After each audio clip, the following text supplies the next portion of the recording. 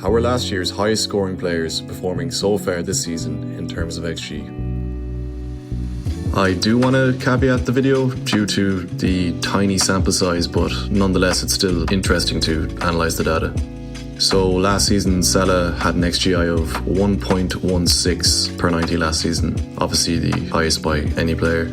His output of 29 goals and 18 assists was actually fairly on par with his underlying stats.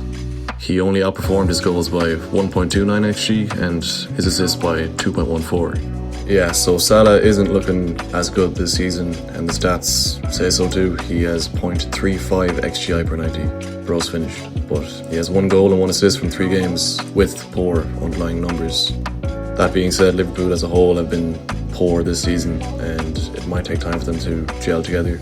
They do have Burnley next week, so we should expect Salah to stat pad a bit. It also might be what Salah needs to kickstart his and Liverpool's season. I'm not sure what the future holds for Salah once Isak is starting every game, but we'll find out soon.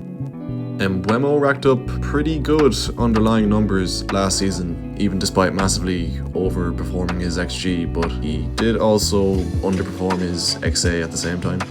He scored 20 goals from around 13 XG and got 7 assists from 10 XA, which obviously means he scored a lot more goals than he should have and was also due a couple more assists. This season so far he's actually matching his XGI pretty close from last season, which is pretty promising. For FPL and as a United fan, this is good to see, and hopefully he can replicate his form from last season. So far, the stats say he can. Palmer did quite well last season, even despite his second half of the season drought. 0.8 XGI per 90 is pretty good, it's no joke. He stayed pretty well in line with his XG last season, but massively underperformed his XA, due to a certain someone. I don't know who though. Now, as you can see, Palmer has regressed so much this season, you should definitely not buy him. And no, it has nothing to do with him playing only 1 game, and you definitely should not bring him in a few game weeks for his unbelievable fixture run. This guy didn't do too bad last season either. He quite satisfyingly matched his XG and XA to his output. I expect Isak to steal a few goals from Salah this season once he's fully fit, and he might even become a Salah replacement altogether. Yeah, comparing him to the season is kind of stupid, but I felt obligated to include him in the video as he was one of the top 5 highest scoring players last season. Yeah, he'll be good this year, no doubt. Last but not least is Chris Wood. He got 20 goals from 15 XG, so he overperformed by quite a bit.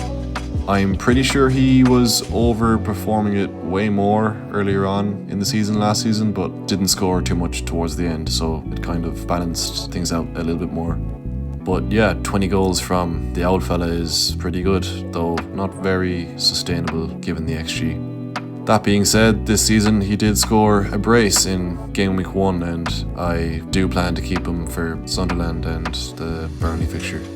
He's actually racking up pretty decent XGI per 90 stats this season so far, with 0.41 XGI per 90 versus last season he was on 0.56 XGI per 90.